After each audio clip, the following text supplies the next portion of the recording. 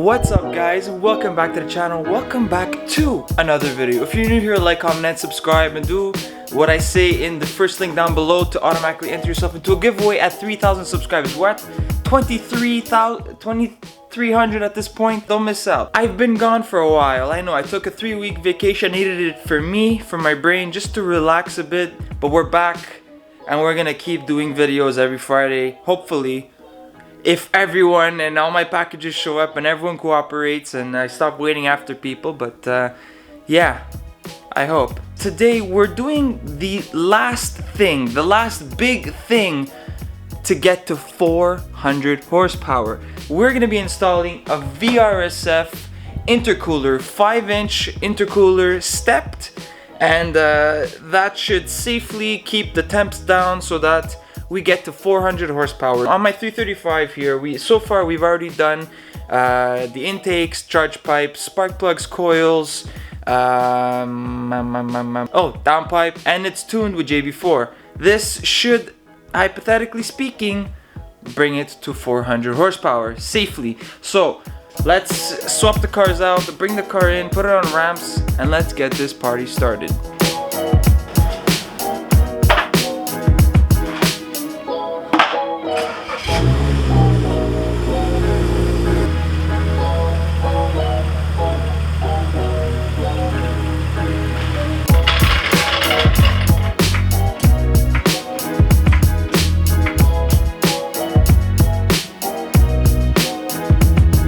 Alright, so the car is lifted up and properly secured on jack stands. I pushed the car to see if it moved. Did it move? Great. Now there's two schools of thought, or different ways of going about this. The first is removing the bottom under tray and with all the 10mm bolts, probably 17 million bolts under there, sliding it out and then sliding it back in the new intercooler. Second, and this is if it's too big, I'd have to remove the bumper. I don't want to do that. I guess we're gonna find out. Let's open this thing up and see what's inside. If you wanted one of these intercoolers or anything performance, basically, you guys can head over to mashimaro.com and use my code 19. Right now you guys save yourself 7% that you wouldn't have saved anywhere else. So go ahead and get yourself one of these. Ooh. Oh my god, this is heavy. Heavier than I thought. This was a $500 piece Canadian with shipping and everything, you know. So this is it. Oh my Jesus Christ. This is a VRSF intercooler. This thing is absolutely massive. Let me show you guys up close. So all the fins, they're beautifully done. This thing is gonna fit up directly to the OEM one, so that's good. 5 inches or 5.5 inches here. It's a 3-inch additional core with another 1.5 inches here. So this is a big core. It's gonna keep everything nice and cool when we're driving carefully on the road. And I have couplers. Wow, I didn't expect that. I really didn't. And some V-band clamps. Wow, very nice. Without further ado, let's just assess the situation underneath here and let's see if I could just slide it from under.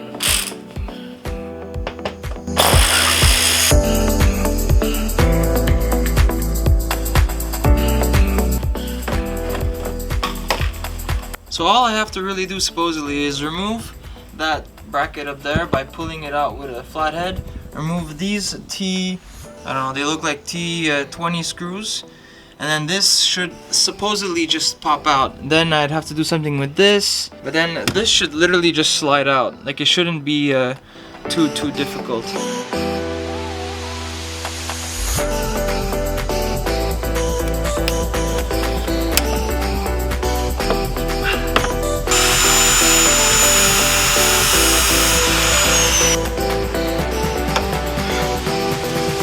Woohoo!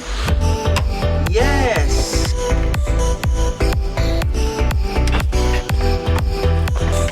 The stock intercooler is finally off. I had trouble with one bolt in particular. It got rusted on, but I grinded enough to make like a flat edge and I used a flat screwdriver, made it come out, thank God. I don't know how well you can see it, but there's a fin there, another one there that needs to be cut.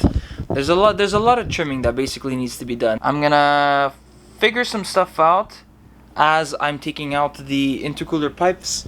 the ones that connect on this side and that side. Going through the intercooling piping and all that stuff, the VRSF charge pipe came with nice new flexible pipes down here and a aluminum one here, and this is gonna go on the driver's side in this sort of orientation. They're the bigger clamps that go down here because this mounts up to the intercooler, and the smaller ones go up here for the piping. But anyways, let's get that off so we could put this one in properly, and let's keep going at it.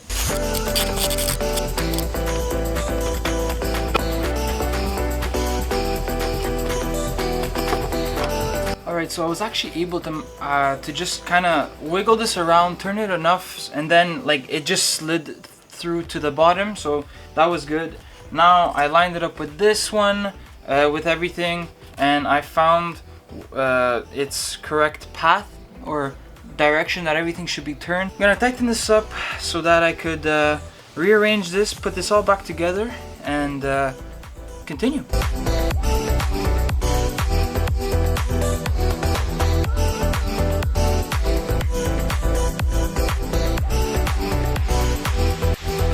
Okay, so I need to take out the front bumper. I tried off camera, kind of like taking the whole intercooler and trying to like smuggle it in there from the back, but it's too tight. That's what she said. And quite frankly, I don't want to damage the fins on the new intercooler. I'm going to take off the whole front bumper. There's a bunch of 8mm that I already took out in the front. There's some in the wheel well that need to be removed, like here for instance. And there's 2 bolts that are like up in here that connect the fender to the bumper. So after you pull back the fender liner, you're able to access those 2 bolts. And I already removed these 4 T30 bolts at the top, so now this is also loose. Now these, the headlight squirters, whatever they're called, these you just get like something, or your hand or your nail, whatever, pull this back, and they're spring loaded, so don't get scared. But there's like a clip, this cooperates, there's a clip right under there. Just pull this up and take these out. I'm gonna set you guys down, and I'm gonna get started.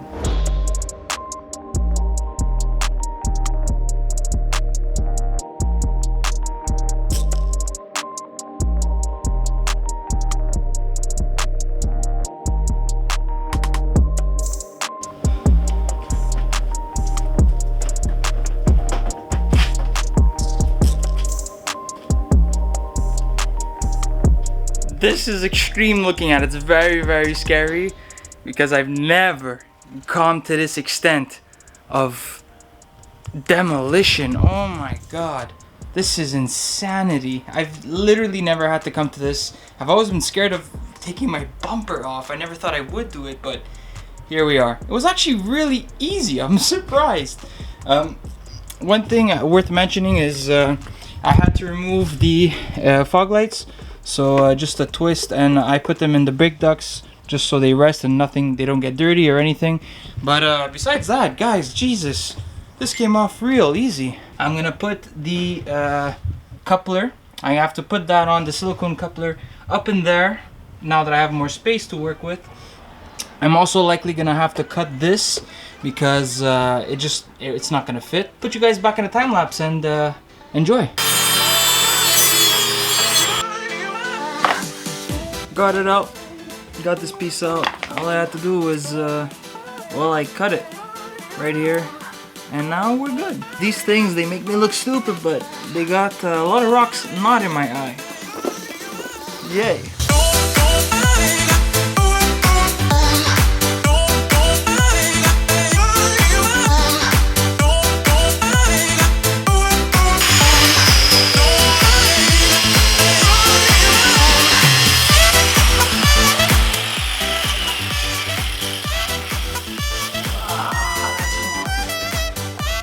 COVID-19.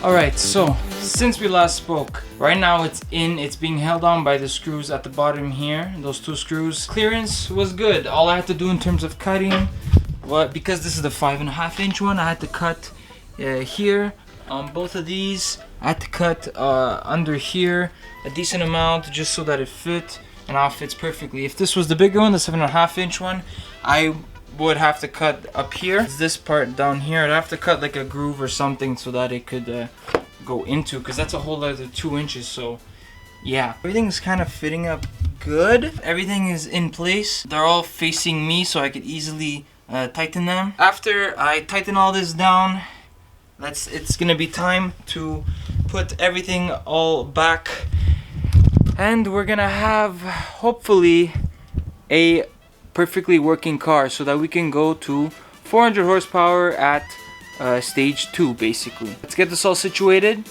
put you guys in a time lapse, and let's just put this all back together.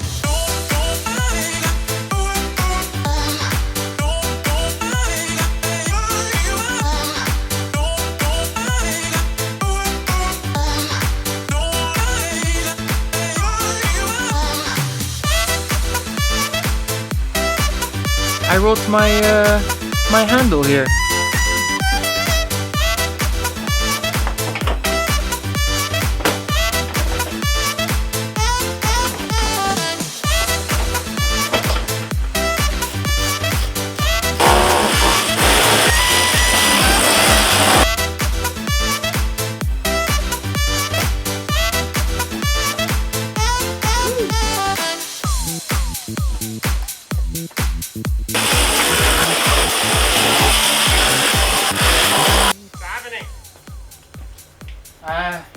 I changed my intercooler.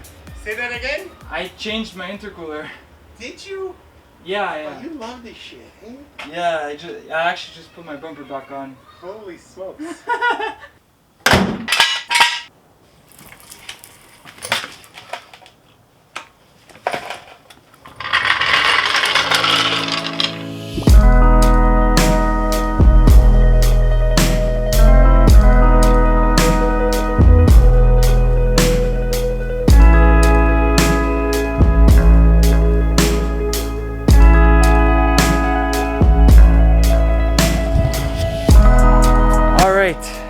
It's installed.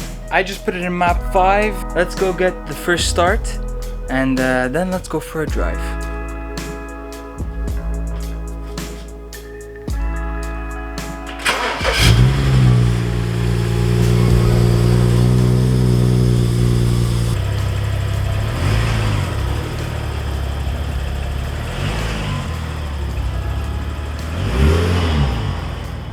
Alright, so initial impression, I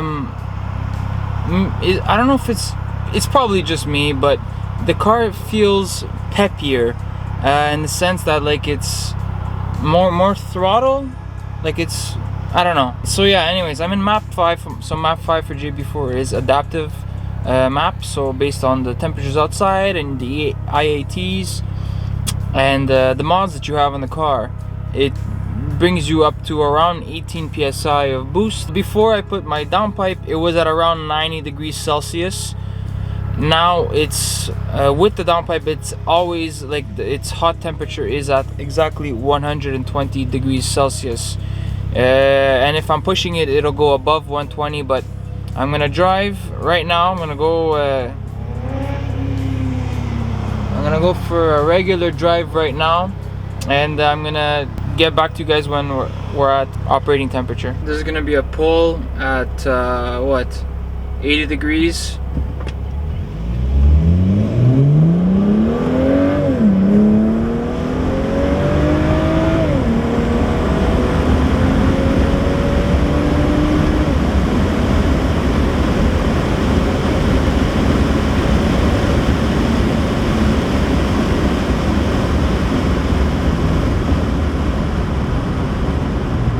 Wow, it's fucking fast. Dude, it's fucking fast. Well guys, let's just say I've been driving very carefully, following the speed limit for the past 15 minutes, and the car is still at 90 degrees. It is now what it used to be before the tune and before basically stock, and now the engine is running colder, and colder means more power. So I'm really happy. This was obviously a very effectful, that's not a word. What the it's been a long day, okay? Map 5, this thing is hitting easily, it's hitting 15 psi of boost easily, and at most around like 18-ish, but this thing is very fast. I can confidently say that we have finally on this channel made a car that is 400 horsepower. I've been wanting to do this for 2 years, and I've been saying I've been wanting to do it for the past what, year or so. It was supposed to be done last summer, but at least we're done by the end of this summer, so I'm super happy. Guys, remember to drive you what drives you. I'll be catching you guys all in the next video. Peace. Feel me? I might sip out this bottle until it get hollow. Shit, I might sip out this bottle, just drowning my sorrows. Drowning my sorrows, be better tomorrow. Cause these broken dreams is as hard as it gets. My nigga died.